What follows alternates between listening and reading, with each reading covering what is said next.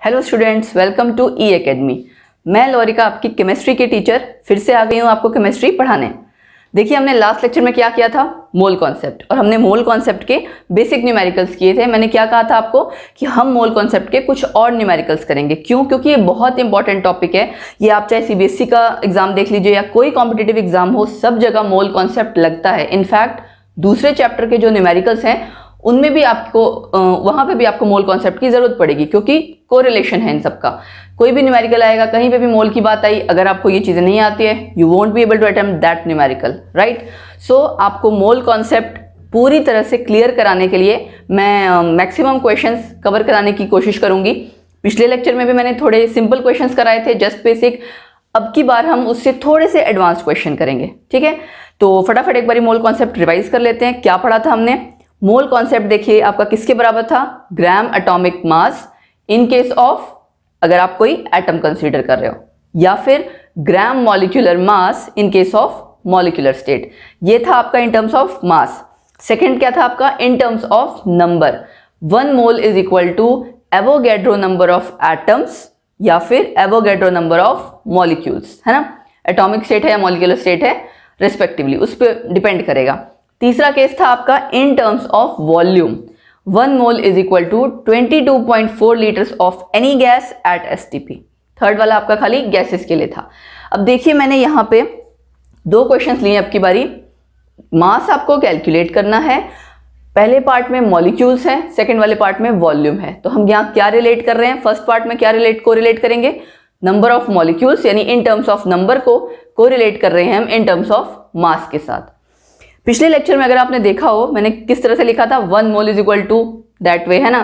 फिर मैंने आपको एक चीज और बताई थी कि जो हमें कैलकुलेट करना होता है वो हम रखते हैं राइट साइड, ठीक है। तो अब मैं यहाँ पे फ्रॉम द वेरी बिगनिंग क्या कर रही हूँ, देखिए 10⁻23 मॉलिक्यूल्स में हमें निकालना है कितना मास होगा मीथेन का, ठीक है। क्या करोगे आप? पहले मैं क्या करती थी, 1 mole of methane is equal to that much of molecules, है ना। या फिर हम करते थे मास से, जिसको भी कोरिलेट करना था। बट अब हमें क्या करना है, मास निकालना है, तो हम इसको हम रखेंगे राइट साइड। किसके साथ कोरिलेट करके निकालना है? मॉलिक्यूल्स के साथ। तो क्या आ जाएगा? एवोगैड्रो नंबर ऑफ मॉलिक्यूल्स, किसके?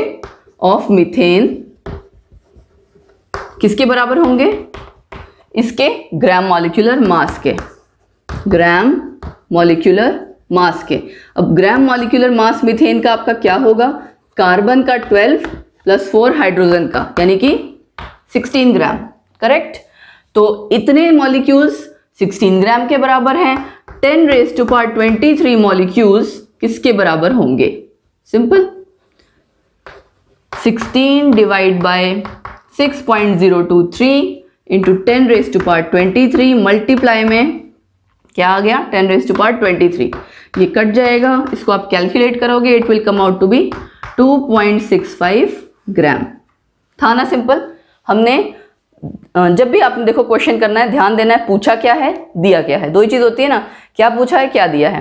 पूछा था मास, दिया था नंबर ऑफ मॉलिक्यूल्स, यानी आपको मोल का जो 2 इन terms of mass and in terms of number है उनको कोरिलेट करके निकालना था। सेकेंड पार्ट करते हैं। सेकेंड पार्ट में देखिए बात आ गई वॉल्यूम की। सेकेंड पार्ट को करने के लिए एक चीज है जो हम पहले रिवाइज कर लेते हैं, कह सकते हैं। मैंने क्या बताया था? इन टर्म्स ऑफ वॉल्यूम 1 मोल किसके बराबर है? 22.4 लीटर। 22.4 लीटर को अगर आप मिलीलीटर में कन्वर्ट करते हो, क्या आएगा? 22400 मिलीलीटर, है ना। फिर मैंने आपको एक रिलेशन बताया था, 1 millilitre is equal to 1 centimetre cube. तो क्या मतलब हो गया इसका?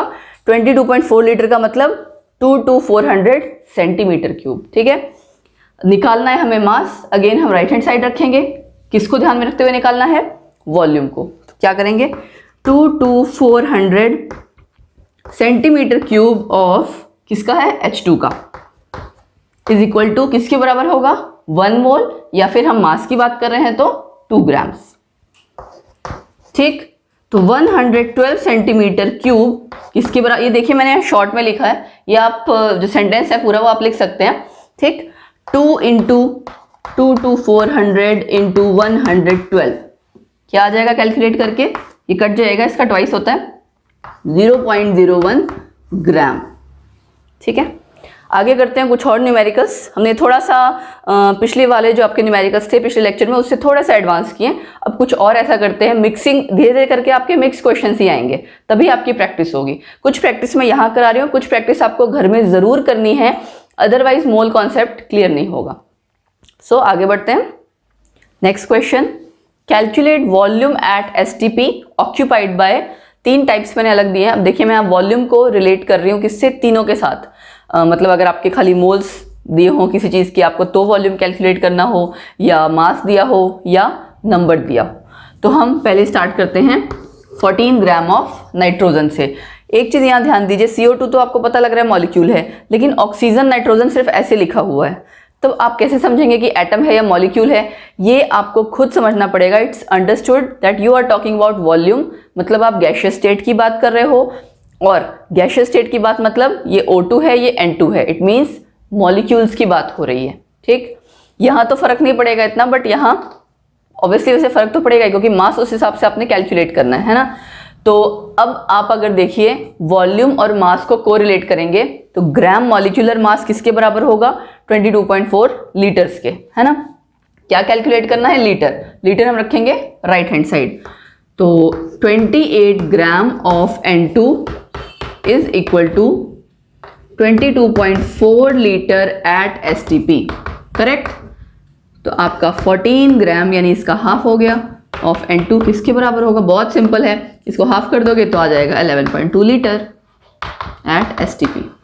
ठीक है, आपको जब एग्जाम में करना होगा तो आपको पूरी लाइन लिखनी चाहिए, है ना। यहाँ मैं शॉर्ट में करवा रही हूँ बिकॉज इट्स अंडरस्टूड कि आप +1 के स्टूडेंट्स हैं, स्टेटमेंट आप खुद बना के लिख सकते हैं। ठीक, देन आपका सेकेंड पार्ट है ये 1.5 मोल्स ऑफ CO2, इसको भी आपको वॉल्यूम के साथ कोरिलेट करना है। तो 1 मोल ऑफ CO2 किसके बराबर होता है, 22.4 लीटर एट STP। ठीक है, तो 1.5 मोल किसके बराबर होगा,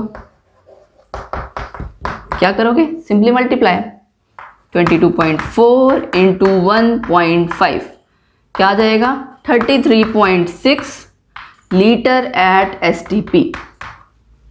ठीक है, उसके बाद देखिए आता है थर्ड पार्ट। हमने कर लिया मोल्स के साथ कोरिलेट, हमने कर लिया मास के साथ रिलेट, तीसरा है मॉलिक्यूल्स के साथ। एवोगैड्रो नंबर ऑफ मॉलिक्यूल्स किसके बराबर हो जाएंगे, क्योंकि मॉलिक्यूलर स्टेट की बात कर रहे हैं, वॉल्यूम के। तो 6.023 इंटू 10⁻23 मॉलिक्यूल्स ऑफ किसके, ऑक्सीजन के, इज इक्वल टू 22.4 लीटर। ठीक है, आपको निकालने हैं 10⁻21 मॉलिक्यूल्स के, तो 10⁻21 मॉलिक्यूल्स हमारे किसके बराबर हो जाएंगे, 22.4 डिवाइड में आपका एवोगैड्रो नंबर मल्टीप्लाई में 10⁻21। ये जब आप कैलकुलेट करोगे तो आपका आ जाएगा, देखिए यहाँ पे कट जाएगा, 10⁻² आ रहा है, 3.72 इंटू 10⁻² लीटर एट STP। इसको आप मिलीलीटर में कन्वर्ट करना चाहें तो वो भी आ सकता है, आपका आ जाएगा 37.2 मिलीलीटर। ठीक, आई होप आपको क्लियर हो गया होगा। हमने कुछ और नया तरह का क्वेश्चन लिया जिसमें कि हमने वॉल्यूम कैलकुलेट किया है, तीनों के टर्म्स को, सारी चीज़ों को कोरिलेट करके। आगे बढ़ते हैं किसी और एक नए क्वेश्चन के साथ। अब अगला क्वेश्चन है आपका ग्राम एटम्स को रिलेट करते हुए।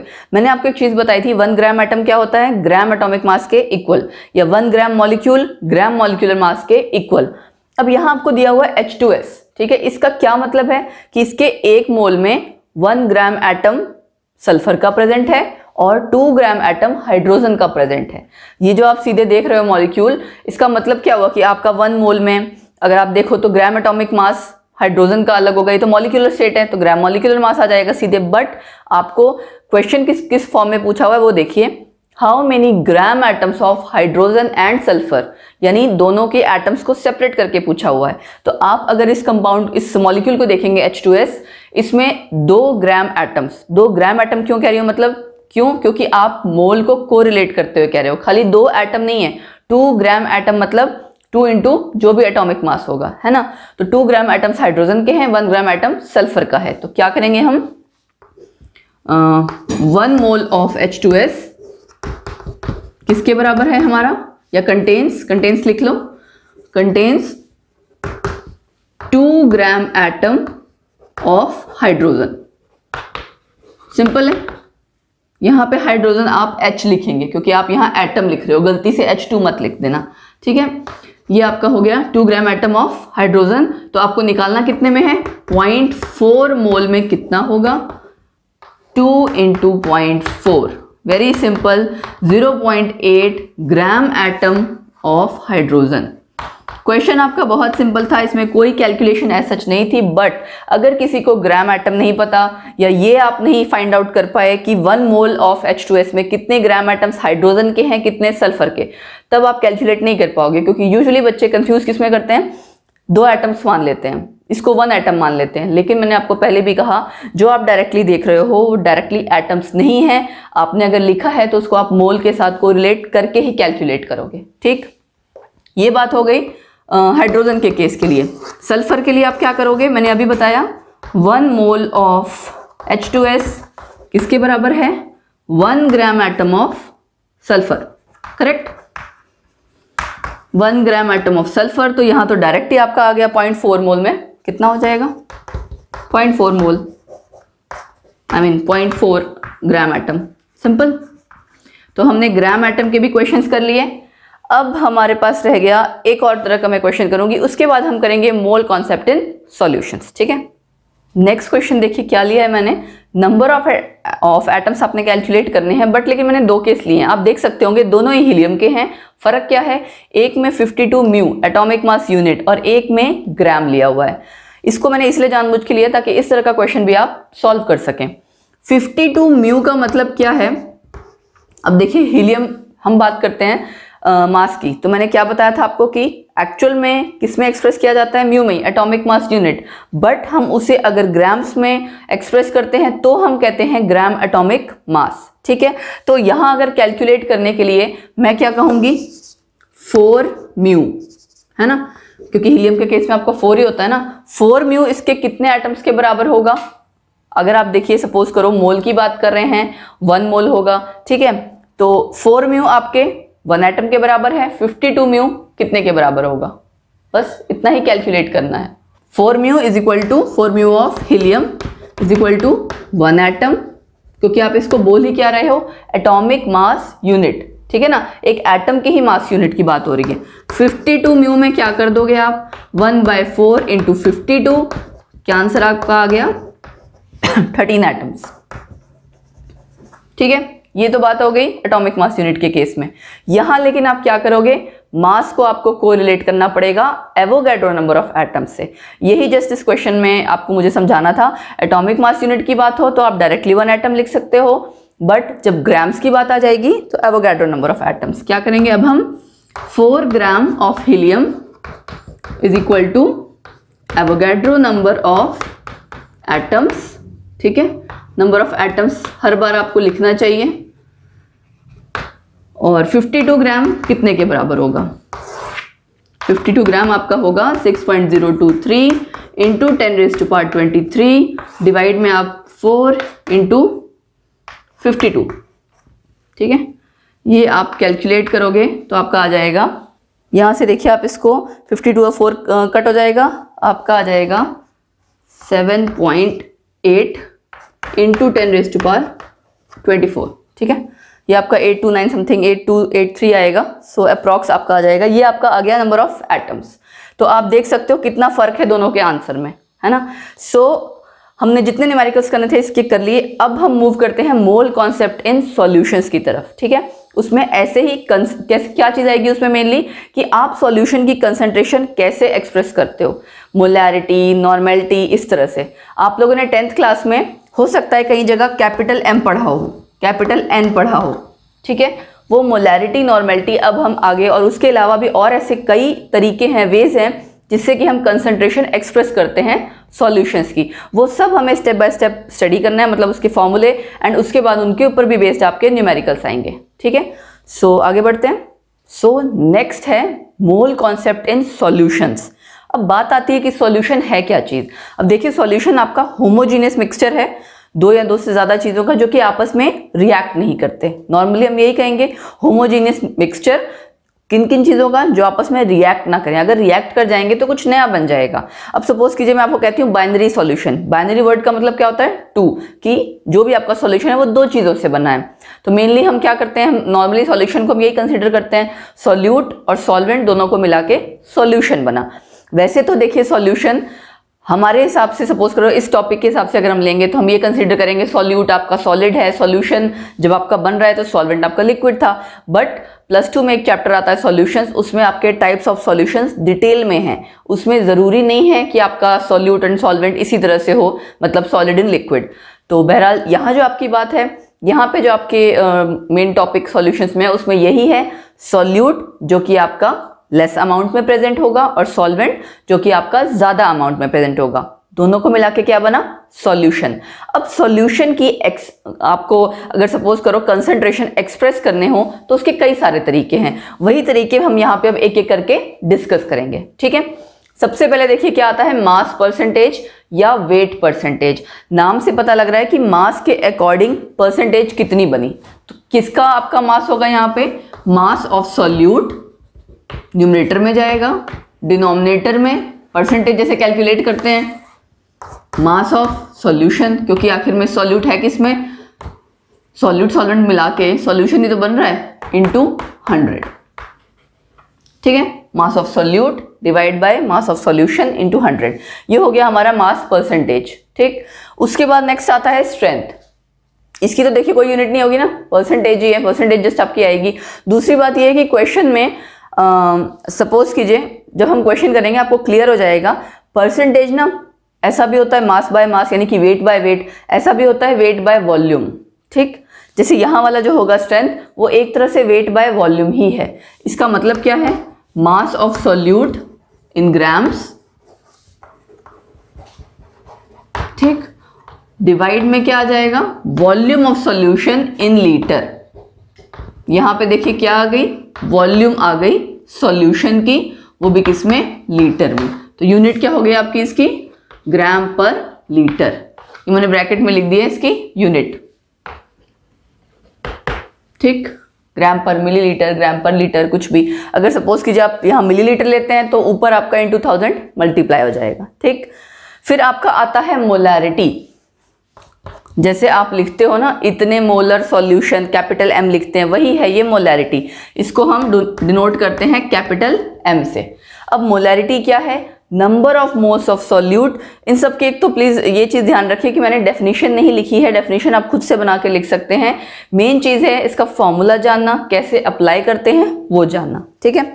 सो क्या है molarity, number of moles of solute, ठीक है, डिजॉल्व्ड इन, किसमें डिजॉल्व होगा, सॉल्वेंट में, number of moles of solute. यहां पे आपका देखिए ऊपर नंबर ऑफ मोल्स है, नीचे वॉल्यूम ऑफ सॉल्यूशन आ जाता है इन लीटर, ठीक, इन लीटर्स। अब बात आती है कि नंबर ऑफ मोल्स को हम ओपन अप करके लिख सकते हैं। हमें पता है नंबर ऑफ मोल्स क्या होता है, given mass divide by molar mass, ठीक।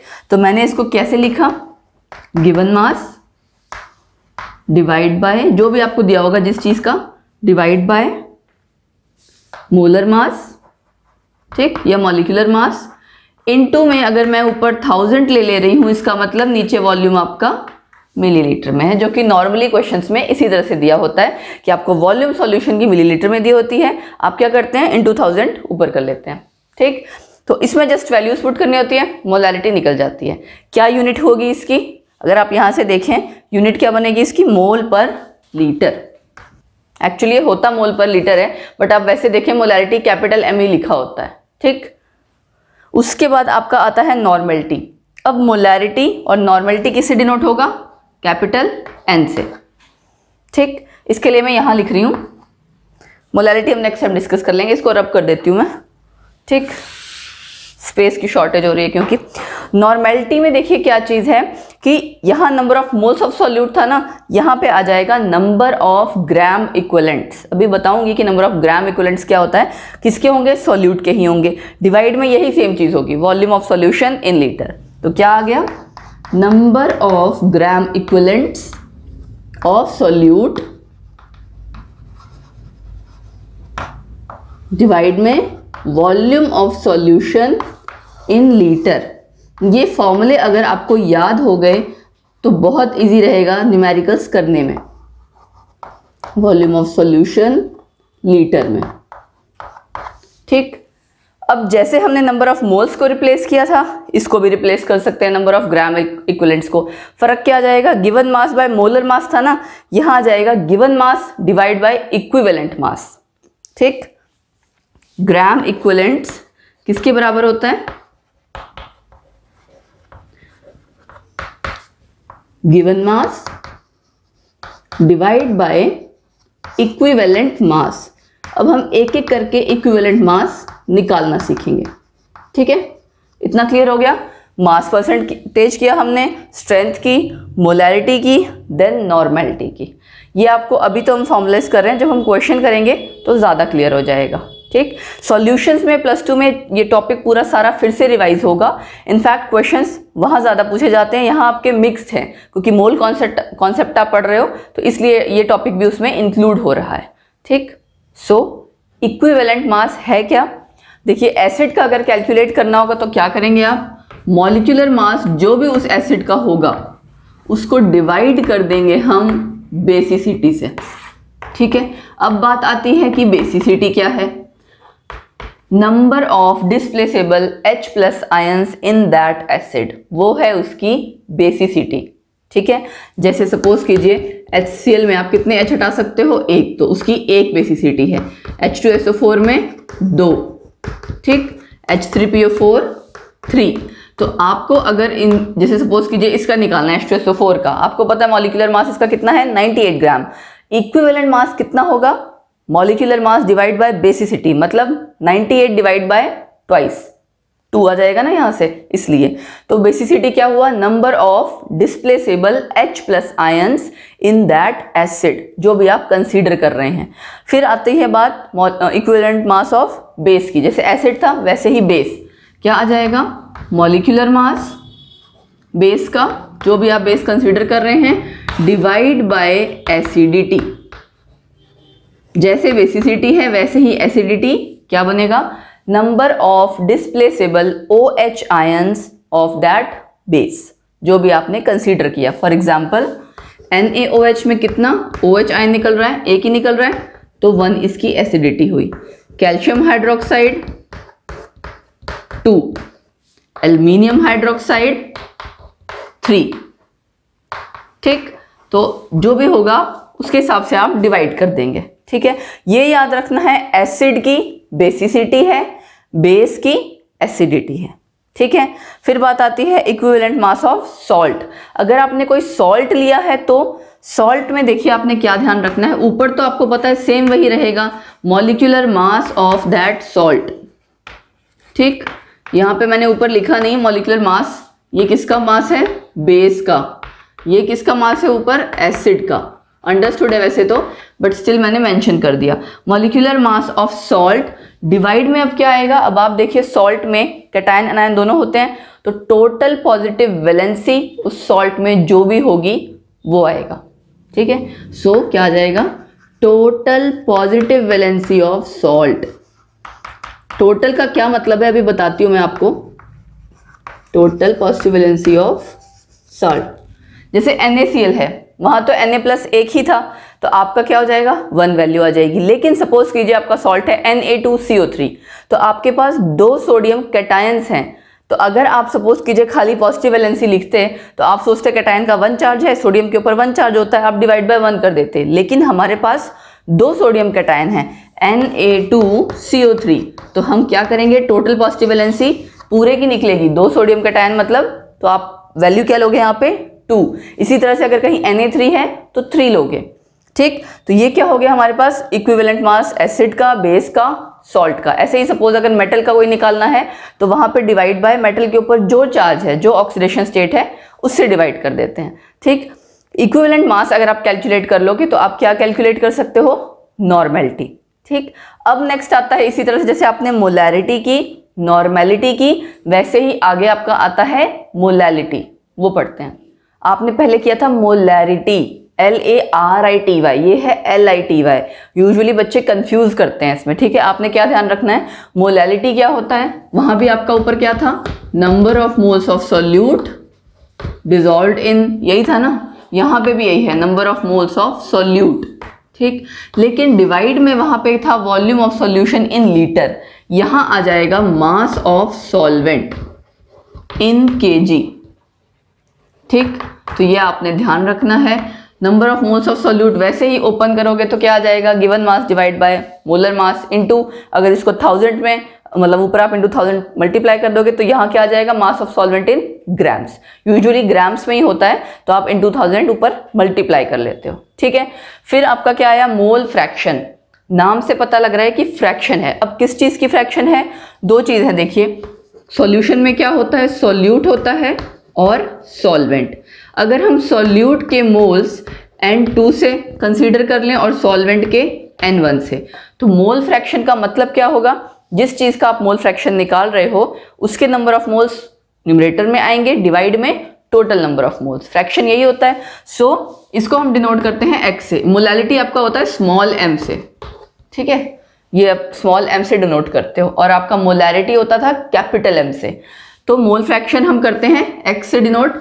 x2 का मतलब क्या होगा, मोल फ्रैक्शन ऑफ सॉल्यूट। 2 देखिए हमने सॉल्यूट के लिए लिया है, ठीक।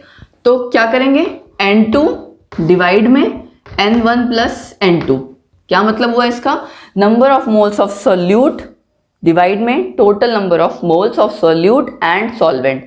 इन केस जैसे सॉल्यूट सॉल्वेंट नहीं है, 3-4 चीजें हैं, तो जिसका मोल फ्रैक्शन आप निकाल रहे हैं ना, जिस कंपोनेंट का, उसके नंबर ऑफ मोल्स ऊपर आएंगे, डिवाइड में टोटल नंबर ऑफ मोल्स आएंगे, ओके। देन सॉल्वेंट का क्या हो जाएगा, x1 ऊपर N1 आ जाएगा, मतलब कि नंबर ऑफ मोल्स खाली सॉल्वेंट के, डिवाइड में टोटल नंबर ऑफ मोल्स, ठीक है ना, सॉल्यूट सॉल्वेंट दोनों का मिला के। अब एक चीज आपको याद रखनी है, मोल फ्रैक्शन जब भी आप कैलकुलेट करोगे, टोटल मतलब सपोज जैसे यहाँ तो सॉल्यूट और सॉल्वेंट दो ही चीज थी, है ना, तो दोनों का मोल फ्रैक्शन का सम यूनिटी होगा, 1 होगा। इन केस 3-4 कंपोनेंट्स होते तो आप क्या करते, x1 x2 x3 x4 इस तरह से करते, तो उनका सम भी टोटल 1 होगा। ये चीज याद रखनी है, ठीक। यहाँ पे आपका सॉल्यूट सॉल्वेंट के केस में क्या होता है, कई बार आप मोल फ्रैक्शन एक की निकाल लेते हो, दूसरे की निकालने के लिए 1 में से माइनस कर देते हो, ठीक। फिर नेक्स्ट आपकी बात आती है पार्ट्स पर मिलियन। अब आप ये देख रहे हो काफी बड़ा नंबर है मिलियन, तो ये कहाँ यूज होता है, सबसे पहली चीज कि ये यूज होता है बहुत ही डाइल्यूट सॉल्यूशंस के लिए, उनकी कंसंट्रेशन जब एक्सप्रेस करनी होती है तो हम इसे यूज करते हैं, ठीक है। तो जिस भी चीज का आपको सपोज कीजिए पार्ट्स निकालने हैं, पार्ट्स पर मिलियन का मतलब जिस चीज का निकालना है उसके पार्ट्स कितने पर मिलियन प्रेजेंट हैं, क्या करेंगे हम, मास ऑफ सॉल्यूट ऊपर आ जाएगा, ठीक है, मास ऑफ सॉल्यूशन आएगा ऑब्वियसली, और पर मिलियन का मतलब इनटू 10⁻⁶, ठीक है ना, कि पर मिलियन आपका जिस भी चीज, जिस सॉल्यूट का आप निकालना चाह रहे हो हिस्सा, उसका कितना पार्ट है पर मिलियन, तो आपने इनटू 10⁻⁶ कर दिया। ये वाला जो आपका वे है कंसंट्रेशन एक्सप्रेस करने का, ये सिर्फ डाइल्यूट सॉल्यूशंस के लिए यूज होता है और कहीं नहीं यूज होता है, ठीक है। अब करते हैं इनके सबके न्यूमेरिकल्स, ठीक। बीच में कुछ फॉर्मूले और आएंगे 2-3, वो एक्चुअली बेसिक इसके जो क्वेश्चंस हैं करने के बाद ही हम करें तो समझ में आएगा, उसके पहले क्लियर नहीं होगा। तो चलिए न्यूमेरिकल्स करते हैं। सबसे पहला क्वेश्चन है मास परसेंट का। क्या कहता है question, a solution is prepared by adding 2 gram of substance A. अब सब्सटेंस ए क्या हो गया, solute, to 18 gram of water, ये हो गया सॉल्वेंट। आपको क्या कैलकुलेट करना है, mass percent of solute. Calculate करते हैं मास परसेंट ऑफ ए। क्या किया था हमने, मास ऑफ ए ऊपर आ जाएगा, पहले फॉर्मूला लिख लेते हैं। जब भी आप देखिए क्वेश्चन कीजिए तो पहले फॉर्मूला लिख लीजिए। मास ऑफ सॉल्यूट आपका ऊपर आ जाएगा, नीचे क्या था, मास ऑफ सॉल्यूशन था इनटू 100, क्योंकि परसेंटेज है। अब यहाँ पे आपको सॉल्यूट का मास तो दिया ही हुआ है, कितना, 2 ग्राम, है ना, बट सॉल्यूशन का मास नहीं दिया हुआ। कई बार जल्दबाजी में बच्चे 18 ग्राम ही ले लेते हैं, बट आपको ध्यान रखना है ये 18 ग्राम खाली वाटर का है, यानी सॉल्वेंट का। तो इसका मतलब क्या हुआ, आपको क्या करना है, प्लस करना है, सॉल्यूट प्लस सॉल्वेंट, तब ये टोटल हो जाएगा इंटू 100। कैलकुलेट करके आपका आ गया 10%।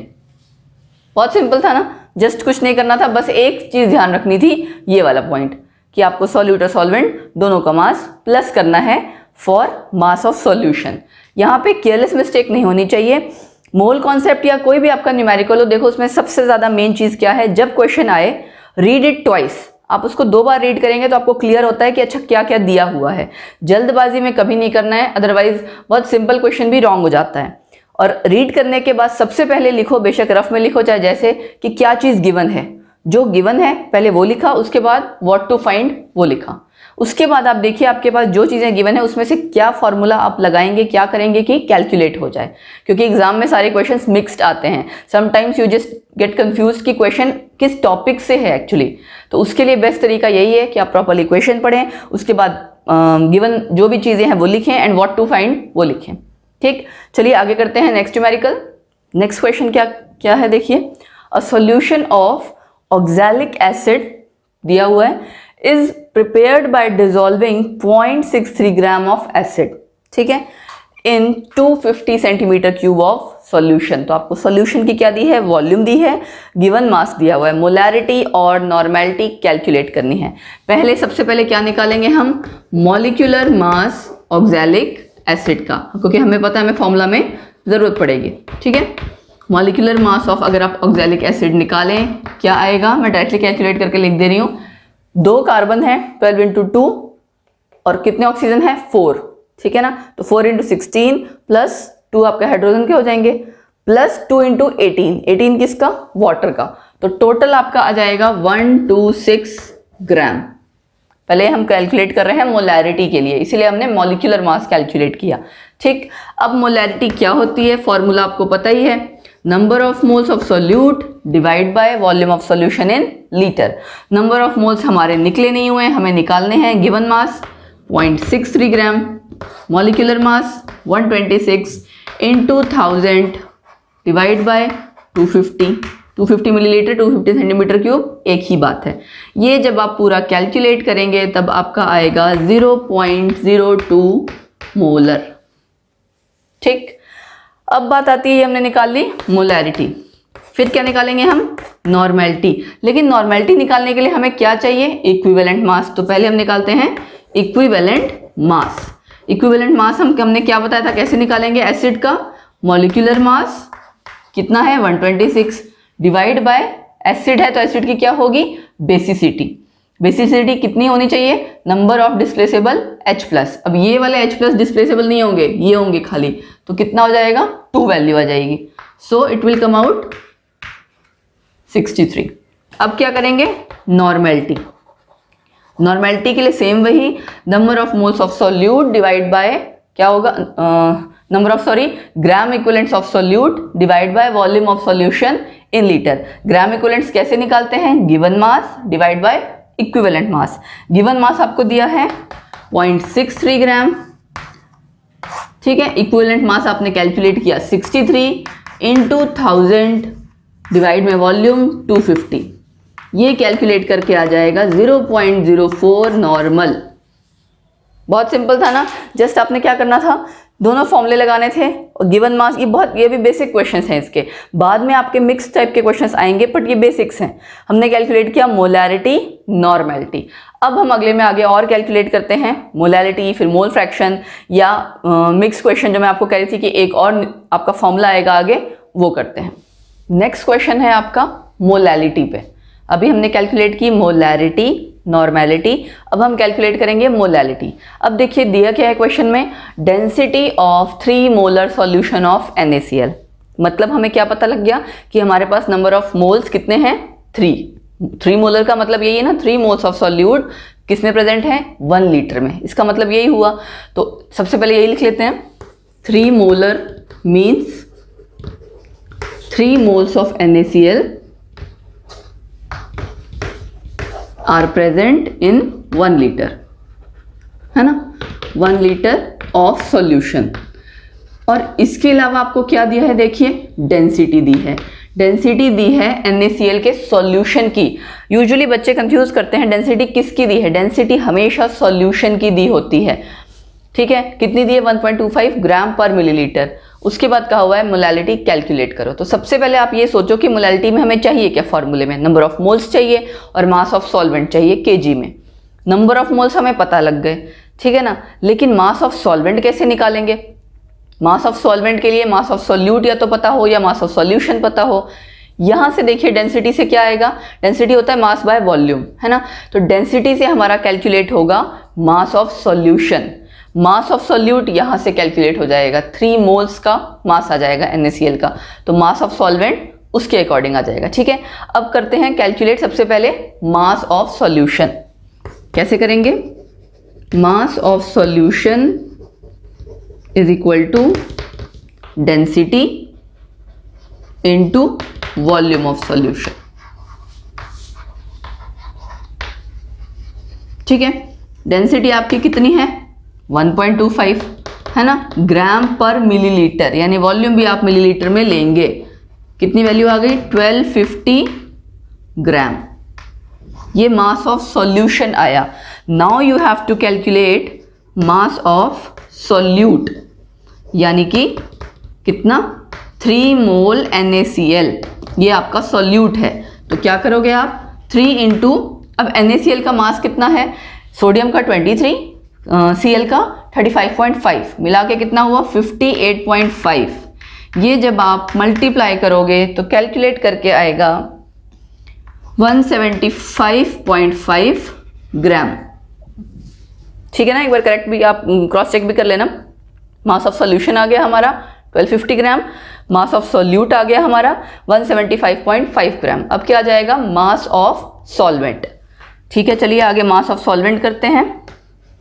मास ऑफ सॉल्वेंट क्या करेंगे हम, 1250 में से 175.5 माइनस कर देंगे। तो क्या किया हमने, 1250 माइनस 175.5, ठीक है। ये आपका किसके बराबर आ गया, कैलकुलेट कीजिए, देखिए 1074.5 ग्राम। ये मास ऑफ सॉल्वेंट आया ग्राम में, हमें किस में चाहिए था, केजी में। हम इसको केजी में कन्वर्ट कर लेते हैं, कितना हो जाएगा 1.0745 केजी, है ना। अब कैलकुलेट कर लेंगे मोलैलिटी। क्या करना है, मोलैलिटी के लिए number of moles of solute 3 था, डिवाइड में आपका ये आ जाएगा 1.0745। ये जब आप, ठीक है, mass of solvent in KG हो गया ना, डायरेक्टली आपने फॉर्मूला लगाया, खाली number of moles of solute mass of solvent in KG. वो 1000 मल्टीप्लाई करने की जरूरत नहीं है क्योंकि हमने यहाँ पे कन्वर्ट कर लिया है। तो ये आपका कैलकुलेट करके आ जाता है 2.79 मोलल, स्मॉल m, ठीक हो गया। आपको क्लियर, मोलैलिटी। इस तरह का क्वेश्चन जरूर पूछा जाता है जिसमें आपको डेंसिटी दी होती है, मोलैरिटी दी होती है। मोलैरिटी का यूज करते हुए आपने डेंसिटी और मोलैरिटी का यूज करना है आपने मोलैलिटी कैलकुलेट करने के लिए, ठीक है। अब एक बात आती है, देखिए कि मोलैलिटी यानी कि ये वाला और मोल फ्रैक्शन को क्यों प्रेफर किया जाता है in comparison to molarity and normality. ये क्वेश्चन बहुत पूछा जाता है, कई बार वाइवा में पूछा जाता है, कभी कभार कंसेप्चुअल्स में या MCQs में, सब जगह। आपने देखा होगा फॉर्मूले में मोलैरिटी RITY और नॉर्मेलिटी, दोनों में डिनोमिनेटर में क्या है, वॉल्यूम ऑफ सॉल्यूशन है। यहाँ पे क्या है, देखिए यहाँ पे आपको फॉर्मूले में पता है मास ऑफ सॉल्वेंट है, और मोल फ्रैक्शन में भी मोल्स हैं, वॉल्यूम कहीं नहीं है। वॉल्यूम आपका चेंज होता है विद चेंज इन टेम्परेचर, ये हमें पता है। टेम्परेचर चेंज होगा तो नेचुरली वॉल्यूम भी चेंज होगा। अगर वॉल्यूम चेंज हुआ तो आपकी जो कंसंट्रेशन जिसमें आप एक्सप्रेस कर रहे हो, नॉर्मेलिटी है, मोलैरिटी है, वो भी चेंज हो जाएगा। बट मोलैलिटी और मोल फ्रैक्शन नहीं चेंज होते, इसीलिए इनको ज़्यादा ऑथेंटिक माना जाता है या इनको प्रेफर किया जाता है to express the concentration in comparison to normality and molarity. Got it. ये इसका आंसर या ये कंसेप्चुअल बहुत पूछा जाता है, मैं बार बार रिपीट कर रही हूँ। मोलैरिटी नॉर्मेलिटी आपके वॉल्यूम ऑफ सॉल्यूशन पे डिपेंड करती है which changes with temperature, but in case of molality and mole fraction there is no such case, it depends on only mass and mass does not change with temperature. So these two are preferred over normality and molarity.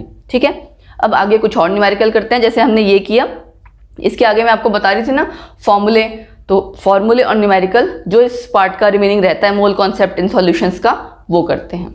So next question है आपका, how many grams of NaOH should be dissolved to make 100 centimetre cube of 0.15 molar NaOH solution. अब ये दी हुई है molarity. क्या पूछा है, देखिए दोबारा से ध्यान से देखिए कि कितने ग्राम्स NaOH को हमें घोलना पड़ेगा, डिजॉल्व करना पड़ेगा, किस चीज़ के लिए, 100 सेंटीमीटर क्यूब ऑफ इतने मोलैरिटी का NaOH सॉल्यूशन बनाने के लिए। अब मोलैरिटी का क्या मतलब है, इसका अगर खाली इसका मतलब देखें तो इसका क्या मतलब है, 0.15 मोल्स NaOH के प्रेजेंट हैं 1000 सेंटीमीटर क्यूब में, करेक्ट। तो देखिए कैसे सॉल्व करते हैं हम, 1000 centimetre cube of solution of NaOH solution, ठीक है, कंटेन्स क्या आ जाएगा, 0.15 मोल्स NaOH। यही बात हुई कि 1000 सेंटीमीटर क्यूब, क्योंकि फॉर्मूले हमारे आप कहो कि अगर कह सकते हो डेफिनेशन के अकॉर्डिंग, फॉर्मूले के अकॉर्डिंग क्या मतलब बनता है कि इतनी मोलैरिटी जो आपको दी हुई है 0.15 मोलैरिटी, वो नंबर ऑफ मोल्स प्रेजेंट हैं इन 1 लीटर ऑफ सॉल्यूशन। वॉल्यूम दी होती ना, 1 लीटर का मतलब क्या है, 1000 ml या 1000 सेंटीमीटर क्यूब। हमने क्या किया, इसको कर दिया कि 100 सेंटीमीटर क्यूब में इस हिसाब से कितने होंगे, क्या करेंगे हम, 0.15 डिवाइड बाय 1000 इंटू 100, ये कट जाएगा, क्या आ जाएगा, 0.015 मोल्स, करेक्ट। ये आ गए हमारे पास, मोल्स आ गए। अब क्या हमें चाहिए, क्या था, हमें ग्राम्स चाहिए। मोल्स से हम ग्राम में कन्वर्ट कर सकते हैं, हमें पता है मोल्स क्या होता है, आप उसको एटॉमिक मास से रिलेट करके कर सकते हो ना। यहाँ मॉलिक्यूल है आपका, तो मॉलिक्यूलर मास से क्या करेंगे फिर हम, मॉलिक्यूलर मास या फिर मॉलिक्यूलर मास ऑफ NaOH बोलो आप चाहे, या फिर हम क्या बोल सकते हैं, और 1 मोल ऑफ NaOH किसके बराबर है, इसके मास के, कितना है वो, यहाँ देखिए 23 + 16 + 1 40 ग्राम, 40 ग्राम के बराबर है। तो 0.015 मोल्स किसके बराबर होगा, बस that's it, 0.015 mole of NaOH is equal to, क्या करेंगे आप, सिंपली मल्टीप्लाई कर देंगे इंटू 40, ये आपका कैलकुलेट करके आ जाएगा 0.6 ग्राम, दैट्स इट।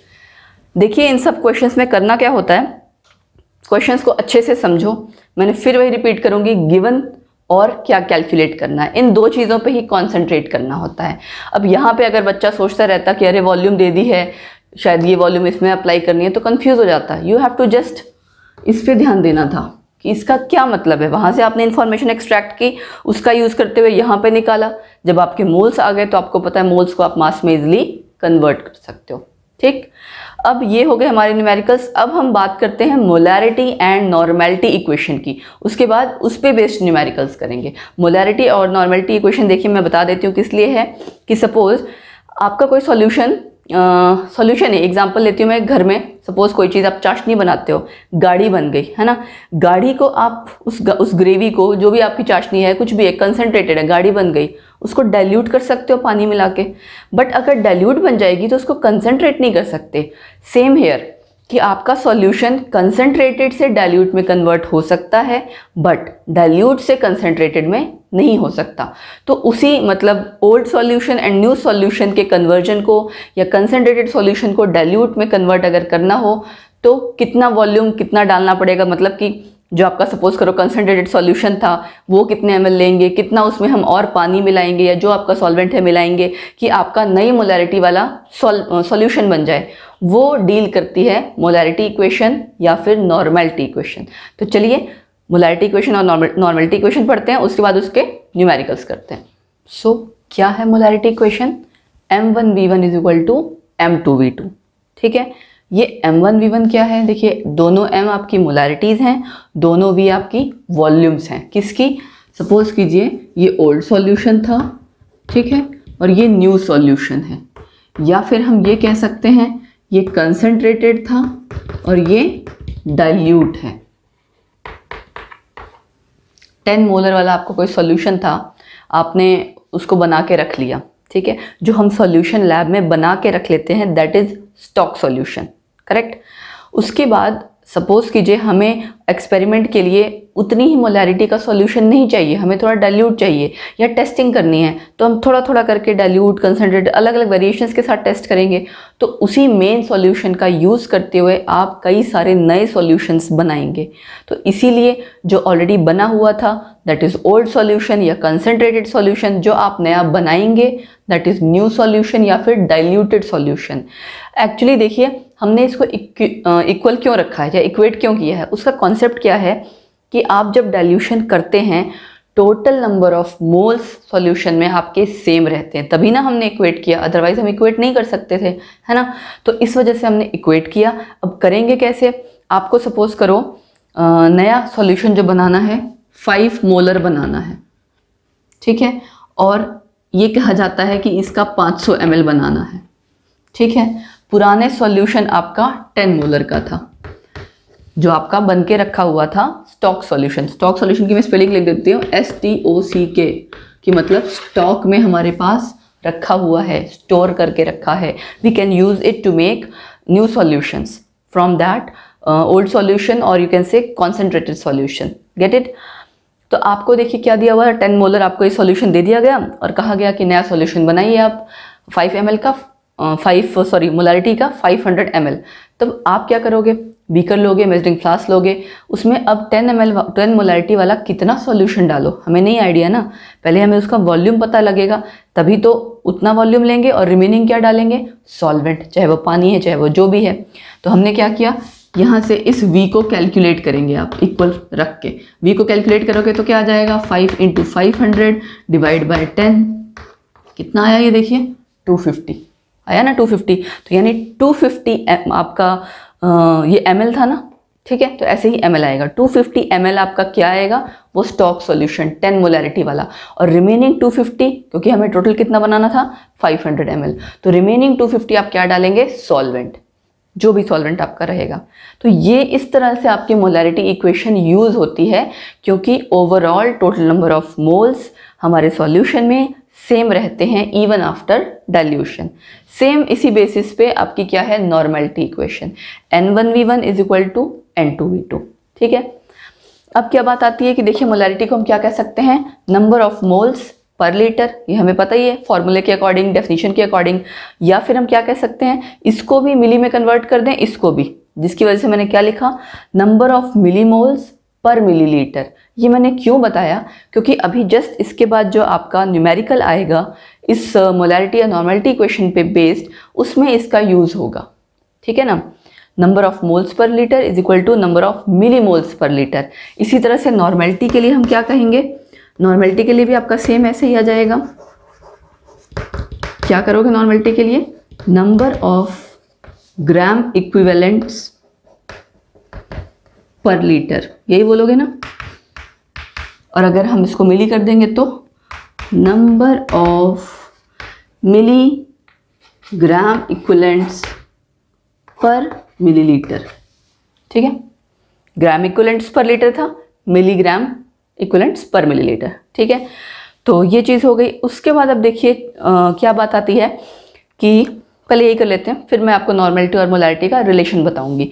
ये फॉर्मूला है जो दिख रहा है आपको, ये क्या चीज़ है, सपोज कीजिए मैंने आपसे कहा कि हमने कुछ अमाउंट HCl लिया, उसकी HCl लिया और कुछ अमाउंट हमने लिया NaOH, एक है एसिड एक है बेस, रिएक्ट करेगा तो क्या हो जाएगा, न्यूट्रलाइजेशन, तो कुछ न्यूट्रल बन जाएगा। और इन केस अगर दोनों तो इक्वल हैं तो कंप्लीट आपकी रिएक्शन हो जाएगी और न्यूट्रल सॉल्यूशन आएगा। लेकिन दोनों में से कोई भी एक चीज़ अगर ज़्यादा होगी तो क्या आएगा, या तो एसिडिक सॉल्यूशन बनेगा या बेसिक, ठीक है ना। तो ये तो आपका केस तब था जब दोनों डिफरेंट हैं, एसिड या बेस। तो आप क्या करोगे, नॉर्मेलिटी मोलैरिटी जो दे रखी है दोनों की अलग अलग कैलकुलेट करोगे, पता लगाओगे कि दोनों में से कौन सा ज़्यादा है, जो ज़्यादा है वो अनरिएक्टेड रह जाएगा, उसके हिसाब से मोलैरिटी कैलकुलेट करोगे। बट एक केस ये आता है कि आपको दोनों ही एसिड दिए या दोनों ही बेस दिए, दो अलग अलग सॉल्यूशंस दिए एसिड के, सेम एसिड के भी हो सकते हैं, डिफरेंट एसिड के भी हो सकते हैं, है ना। उनको कहा कि आपने मिक्स कर दिया, तो जो नया सॉल्यूशन बना उसकी मोलैरिटी क्या होगी। ये फॉर्मूला, ये इक्वेशन उसके लिए है। देखिए सपोज फर्स्ट सॉल्यूशन जो था, दोबारा रिपीट कर रही हूँ मैं, ये उस केस के लिए है जब दोनों ही सेम हो, दोनों एसिड हो या दोनों बेस हो, ठीक है। अदरवाइज एसिड और बेस होगा तो उसमें न्यूट्रलाइजेशन होगी, रिएक्शन होगी, ठीक है। यहाँ पे खाली ऐड ऑन होगा। पहला सॉल्यूशन लिया एसिड का, उसकी कुछ मोलैरिटी होगी, है ना, जितनी वॉल्यूम होगी वो। ऐसे ही दूसरे के केस में फाइनल सॉल्यूशन जो बनेगा उसकी मोलैरिटी हमें कैलकुलेट करनी होगी और वॉल्यूम कितनी होगी, इन दोनों का प्लस करके। क्योंकि आप ऐसे सोचिए, दो अलग अलग बीकर में आपको वो दो अलग अलग तरह के सॉल्यूशन दिए हुए थे, आपने बड़े बीकर में दोनों बीकर का जो कंटेंट था पलट दिया, तो वॉल्यूम तो नहीं चेंज हुई ना, वॉल्यूम इन्हीं दोनों का प्लस आएगा। इसीलिए क्या लिया हमने, V1 + V2, नई वॉल्यूम जो हमारी आई, न्यू वॉल्यूम, वो इन दोनों का जस्ट प्लस करके था। और मोलैरिटी आप कैलकुलेट करोगे, इन दोनों की मोलैरिटी आपको ऑलरेडी दी हुई थी, ठीक है। अभी जब हम इसका न्यूमेरिकल करेंगे तब आपको पता लग जाएगा कि इसको कैसे अप्लाई करना है। इनके भी न्यूमेरिकल्स अभी हम करेंगे, ठीक है। उसके बाद आपका एक रिलेशन आता है नॉर्मेलिटी और मोलैरिटी के बीच में। क्या है वो, N = M × N। नॉर्मेलिटी कैसे कैलकुलेट करोगे आप, मोलैरिटी × N। अब N क्या है देखिए, बेसिसिटी या एसिडिटी, ठीक है। बेसिसिटी किसकी होगी, एसिड की, एसिडिटी होगी बेस की। इसका एक एग्जांपल लेते हैं, ठीक है। एग्जांपल ये लेते हैं, सपोज कीजिए मैंने मोलैरिटी आपको दी है, मैंने बोला आपको 5 मोलर H2SO4 है आपके पास, इसकी नॉर्मेलिटी निकालिए। क्या करेंगे आप, मोलैरिटी आपको पता है 5, ठीक है, और N की वैल्यू यानी एसिड था तो बेसिसिटी कितनी होगी इसकी, 2, 5 × 2 10।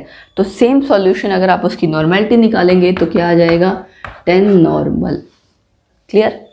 इसी तरह से आपको कभी भी मोलैरिटी नॉर्मेलिटी को कन्वर्ट करना हो तो आप इस इक्वेशन का यूज़ कर लेंगे।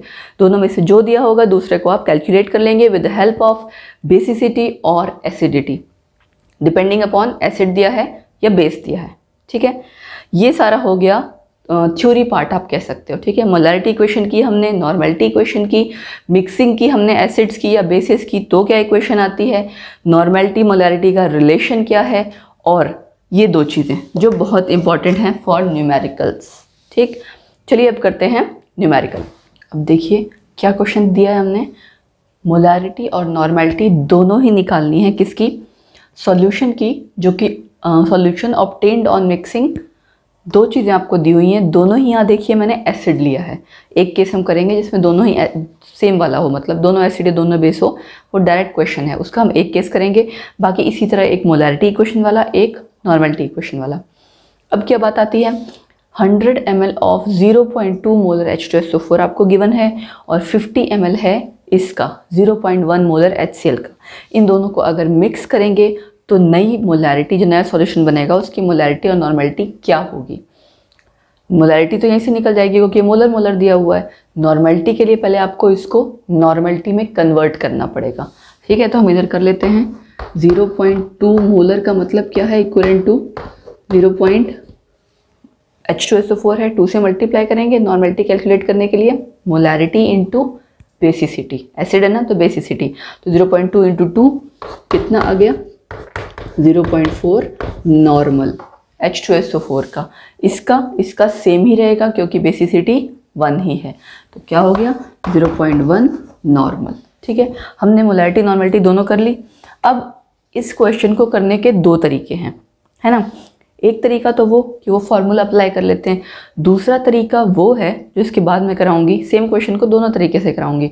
वो तरीका कोई भी क्वेश्चन आ जाए, कैसा मर्जी क्वेश्चन आ जाए, सब जगह अप्लाई होगा, क्योंकि फॉर्मूला आपका उसकी लिमिटेशंस होती हैं, है ना। दोनों एसिड है, दोनों बेस आप अप्लाई कर लोगे, एक एसिड एक बेस है तो किसी और तरीके से करना पड़ेगा, नेचुरली सेम फार्मूला नहीं होगा। तो मैं आपको वो बेसिक तरीका बता रही हूँ जो आप किसी भी तरह के क्वेश्चन पे अप्लाई कर सकेंगे। पहले इजी वाला कर लेते हैं, फार्मूले वाला क्या है, M1V1 + M2V2 = M3V1 + V2, ठीक है। ऊपर वाला M1V1 हो गया, नीचे वाला M2V2 हो गया। तो क्या करेंगे, मोलैरिटी यानी कि 0.2 × 100 + 0.1 × 50 इज इक्वल टू m3 हमें कैलकुलेट करना है और ये आ जाएगा 100 प्लस 50। ठीक है, यहाँ से कैलकुलेट करो 20 है ना, 200 और वो 20 plus 5 is equal to m3 into 150। ठीक, तो यहाँ से आ गया आपका 25 divide by 150 is equal to m3। क्या आई ये? मोलैरिटी। इसको अगर आप कैलकुलेट करोगे it will come out to 0.167 molarity. Correct. अब सेम क्वेश्चन हम किससे करेंगे? नॉर्मेलिटी से। N1V1 plus N2V2 is equal to N3V1 plus V2। ठीक है, नॉर्मेलिटी लेनी है अब, यानी कि ये वाला केस लेना है। पहला N1V1 आपका क्या था? H2SO4 था, तो क्या करोगे? 0.4 इंटू 100, 0.4 इंटू 100 प्लस दूसरा केस HCl का था, वहाँ पे नॉर्मेलिटी मोलैरिटी सेम ही थी, तो क्या करेंगे हम? 0.1 इंटू 50, N3 कैलकुलेट करना है और ये सेम वैसे ही 150 आ जाएगा। आप N3 कैलकुलेट करोगे तो आपकी वैल्यू आएगी 0.3 नॉर्मल। ठीक है, समझ लगी? हमने डायरेक्ट फॉर्मूला अप्लाई किया, एक सॉल्यूशन लिया, दूसरा सॉल्यूशन लिया, दोनों को मिक्स किया, जो नया सॉल्यूशन बना उसकी मोलैरिटी हमें कैलकुलेट करनी थी, वॉल्यूम हमें पता ही था ऑलरेडी क्योंकि हमने जस्ट दोनों की वॉल्यूम को प्लस कर दिया। यही सेम चीज़ हमने की नॉर्मेलिटी में। अब करते हैं दूसरा तरीका सेम क्वेश्चन के लिए। मोलैरिटी नॉर्मेलिटी दोनों कैलकुलेट कर ली ना, दूसरे तरीके से भी मोलैरिटी और नॉर्मेलिटी दोनों कैलकुलेट करते हैं। अब देखिए सेम क्वेश्चन को हम दूसरे तरीके से कैसे करेंगे। मैंने आपको थोड़ी देर पहले भी एक क्वेश्चन कराया था ना, जिसमें था 100 सेंटीमीटर क्यूब ऑफ NaOH वाला कि कितने ग्राम चाहिए होंगे। हमने क्या किया था? 1000 सेंटीमीटर क्यूब में 0.15 मोलर NaOH के मोल्स प्रेजेंट हैं, तो 100 में कितने होंगे? हमने ये किया था ना, 0.15 डिवाइड बाय 1000 इंटू 100। अगर आपको याद नहीं आ रहा तो आप वीडियो पॉज करके या बैक करके दोबारा देख सकते हैं। क्या होगा उसमें? यहाँ पे उसी चीज़ को सेम अप्लाई यहाँ भी किया जा सकता है। कैसे? देखिए H2SO4 का हमने केस लिया, ठीक है, इसमें अगर मुझे निकालना है नंबर ऑफ मोल्स, क्या करूँगी मैं? 100 इंटू 0.2 है ना। तो जैसे हमने वहाँ किया था, है ना, 0.15 डिवाइड बाय 1000 इंटू 100 है ना, 1000 हमारा डिवाइड में गया था, यहाँ पे भी 1000 डिवाइड में जाएगा, ये कट गया, क्या आया? 0.02 मोलर। ठीक है, यही आया ना, ये आपके नंबर ऑफ मोल्स आ गए। एक्चुअली नंबर ऑफ मोल्स लिख लीजिए आप इसको। और इसी चीज़ को अगर मैं कन्वर्ट करना चाहूँ ग्राम इक्विवेलेंट्स में, और करके कर दूँ ग्राम इक्विवेलेंट्स में, हम क्या करेंगे? जस्ट एसिड था तो बेसिसिटी से मल्टीप्लाई कर देंगे। क्या किया मैंने? देखिए 0.02 को मैंने 2 से मल्टीप्लाई कर दिया, क्या आ गया? 0.04 ग्राम इक्विवेलेंट्स आ गया। ये आया हमारा H2SO4 का। सेम चीज़ हम करेंगे HCl की। अब HCl की किया मैंने, अब मैं डायरेक्ट कर दे रही हूँ 50 into 0.1 divide by 1000, what you will get? 0.005 moles. और ग्राम इक्विवेलेंट यहाँ पे सेम ही रहेंगे, क्यों? क्योंकि बेसिसिटी 1 है। 0.005 ग्राम इक्विवेलेंट्स। अब हमें पता लग गया कि दोनों सॉल्यूशन में कितने कितने नंबर ऑफ मोल्स हैं, कितने कितने नंबर ऑफ ग्राम इक्विवेलेंट्स हैं। क्या करना है हमें? देखिए मोलैरिटी और नॉर्मेलिटी होती क्या है? नंबर ऑफ मोल्स डिवाइड में वॉल्यूम इन लीटर्स, यही होती है ना, या फिर number of gram equivalents divide में वॉल्यूम इन लीटर्स। तो यहाँ पे हम दोबारा कर सकते हैं, टोटल नंबर ऑफ मोल्स निकाल लेंगे, total number of gram equivalents निकाल लेंगे। तो मैं हाफ हाफ करके कर देती हूँ। टोटल मोल्स कितने हो जाएंगे? देखिए अगर मैं दोनों को प्लस कर दूँ तो कितने हो जाएंगे? एक है आपका 0.005 और एक है 0.02, तो 0.025 टोटल मोल्स हो गए आपके, हुए ना। अब क्या करेंगे हमने टोटल मोल्स निकाल लिया, तो जस्ट मोलैरिटी कैलकुलेट करनी है। मोलैरिटी हमारी कैसे आ जाएगी? हमने ऊपर लिखा टोटल मोल्स, डिवाइड में हमारा क्या आएगा? वॉल्यूम इन मिलीलीटर, और मल्टीप्लाई में 1000 आ जाएगा। वॉल्यूम इन लीटर कितना हुआ हमारा? टोटल 150। ठीक, कैलकुलेट करेंगे तो आ जाएगा 0.167 मोलर। ठीक, पहले भी वहाँ से भी यही आया था, आप क्रॉस चेक कर सकते हैं।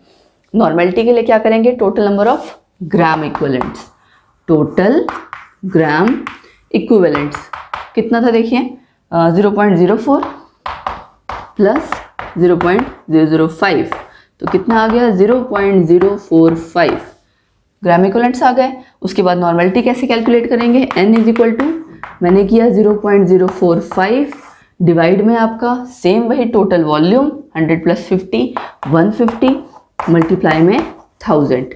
कैलकुलेट आप देखिए करेंगे, अगर इसको काटेंगे तो क्या आ जाएगा 0.3 नॉर्मल। अब दोनों तरीके से आपका आंसर सेम आया है, लेकिन ये तरीका आपको देखने से लग रहा होगा आप किसी भी तरह के क्वेश्चन में अप्लाई कर सकते हैं, लेकिन वो वाला तरीका वहाँ थोड़ी सी प्रॉब्लम आ सकती है, सब जगह हम अप्लाई नहीं कर सकते। सेम जो ये वाला आपका तरीका है ना, ये आप तब भी अप्लाई कर सकते हो जब आपके पास एसिड और बेस दिया हो, है ना। एसिड का आप इस तरह से कैलकुलेट कर लोगे कितने मोल्स, बेस का कैलकुलेट कर लोगे, दोनों के मोल्स अगर इक्वल हैं तो इसका मतलब कंप्लीट न्यूट्रलाइजेशन, नहीं तो जिसके ज़्यादा होंगे वो दूसरे को न्यूट्रलाइज करेगा और एक्सेस में अनरिएक्टेड रह जाएगा। उसके हिसाब से फिर आगे आप मोलैरिटी कैलकुलेट करोगे, ठीक है। तो अब हम अगले क्वेश्चन वही करते हैं, मिक्सिंग वाले, एसिड और बेस वाले। सो नेक्स्ट क्वेश्चन हमारा क्या है, देखिए सेम वही है, मोलैरिटी नॉर्मेलिटी कैलकुलेट करना है, मिक्सिंग के बाद करना है, लेकिन यहाँ पे एसिड और बेस दिया हुआ है, ठीक है। तो क्या करते हैं हम, वैसे ही निकालते हैं। H2SO4 के लिए हमने कैलकुलेट किया। बस देखिए एक चीज़ यहाँ पे और ध्यान रखनी होगी, जब आप न्यूट्रलाइजेशन करवाते हैं ना तो ग्राम इक्विवेलेंट्स कंसीडर करते हुए मतलब कि नॉर्मेलिटी पहले निकालेंगे। उसका कारण क्या है कि जब जो भी आपके सपोज कीजिए एसिड बेस हैं रिएक्ट कर रहे हैं तो वो ग्राम इक्विवेलेंट्स में रिएक्ट करते हैं, क्योंकि आप देख सकते हैं H2SO4 का अगर आप 1 मोल लोगे तो वहाँ चीज़ें डिफरेंट होंगी और यहाँ डिफरेंट होंगी। क्यों, 2 बेसिसिटी का रोल आ जाता है। इसीलिए जब आपको रिएक्शन करवानी है या इक्वल चीज़ें देखनी है कि कितने ग्राम इक्विवेलेंट्स कितने को न्यूट्रलाइज करेंगे, तो कितना एसिड कितने बेस को न्यूट्रलाइज करेगा, तो आपने हमेशा ग्राम इक्विवेलेंट्स चेक करने हैं, ठीक है। ये आप ध्यान में रखिए, मोल्स को लेके नहीं करना। जैसे मैं बता रही हूँ अभी कि कैसे करेंगे हम। H2SO4 के देखिए कैसे मैंने क्या किया, यहाँ से मैंने निकाला सेम वैसे ही 100 इंटू 0.1 डिवाइड बाय 1000, ठीक है। क्या आ गया 0.01 मोलर, है ना, मोल्स कह सकते हो आप, मोल्स।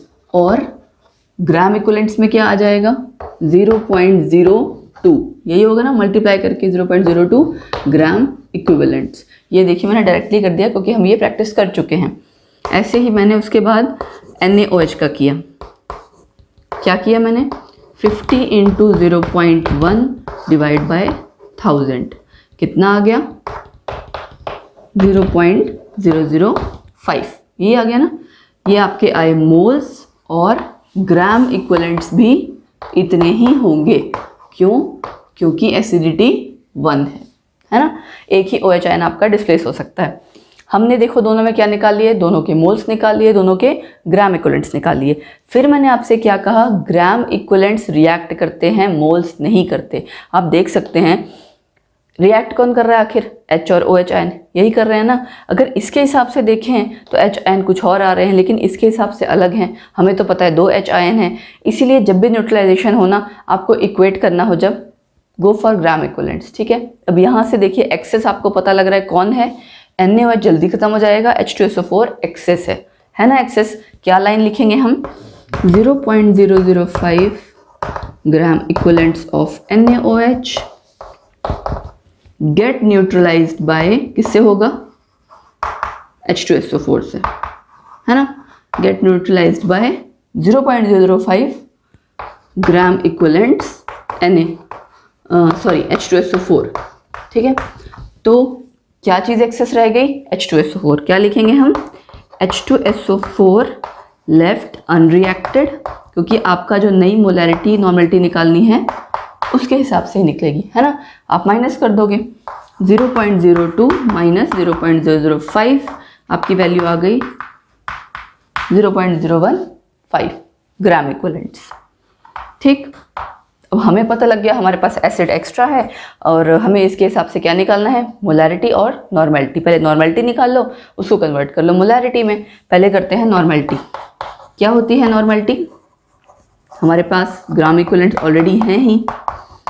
नीचे क्या होता है वॉल्यूम, वॉल्यूम इन ml है, इन दोनों को प्लस करके 150, ऊपर क्या जाएगा इंटू 1000, ये आपका कैलकुलेट करके आ गया 0.1 नॉर्मल।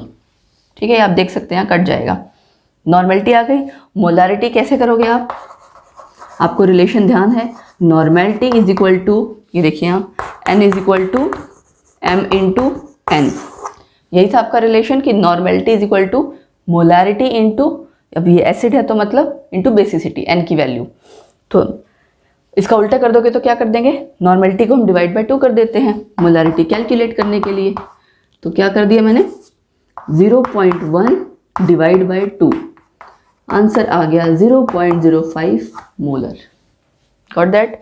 हमारा हमने क्या किया वही सेम चीज़ है। तभी मैंने आपसे कहा था जो दूसरा कॉन्सेप्ट है फॉर्मूला वाला आप सब जगह अप्लाई नहीं कर सकते, न्यूट्रलाइजेशन के केस में नहीं कर सकते, बट जो दूसरा तरीका है वो चाहे आप कहीं भी अप्लाई करो, दोनों एसिड हैं दोनों बेस हैं, एसिड है बेस है, एसिड में चाहे मतलब मिक्सिंग में एसिड ज़्यादा है बेस ज़्यादा है, कहीं भी अप्लाई कर सकते हो। सेम मैंने वही चीज़ की, आपने बस ये ध्यान रखना है हमने इक्वेट किसके हिसाब से करना है, ग्राम इक्विवेलेंट्स के हिसाब से। पहले आप नॉर्मेलिटी निकालोगे देन उसको कन्वर्ट करके मोलारिटी। ठीक है, एक क्वेश्चन और ऐसे ही कर लेते हैं, उसके बाद आई थिंक आपकी प्रैक्टिस कंप्लीट हो जाएगी इस टॉपिक को लेके, then will move to next topic. So वैसा ही एक और क्वेश्चन है, बस फर्क क्या है देखिए, यहाँ मैंने नॉर्मेलिटी का लिया है। ठीक है, पहले वाले में हमारे क्या आया था, लेफ्ट अनरिएक्टेड एसिड, इसमें देखते हैं कौन अनरिएक्टेड आएगा, एसिड या बेस। सेम वैसे ही करते हैं, पहले H2SO4 के लिए। इन क्वेश्चंस की मैंने आपको इतनी प्रैक्टिस करा दी है कि आई होप अब तो इसमें आपकी गलती बिल्कुल नहीं होनी चाहिए, क्लैरिटी होपफुली आपको आ गई होगी। क्या करेंगे हम, कैलकुलेट 50 इंटू 0.1 डिवाइड में क्या जाता था 1000। ठीक है, कैलकुलेट करके क्या आया 0.005, क्या आएगा ये देखिए। अब यहाँ नॉर्मेलिटी दे रखी है तो ये होगा ग्राम इक्विवेलेंट, है ना। अब आपको मोल्स निकालने की यहाँ जरूरत नहीं है, उसका कारण क्या है कि हमें इक्वेट तो ग्राम इक्विवेलेंट्स में ही करना है, क्या जरूरत है मोल्स निकालें। लास्ट में आप ग्राम इक्विवेलेंट्स का यूज करते हुए नॉर्मेलिटी निकालिए और उसको मोलारिटी में कन्वर्ट कर दीजिए।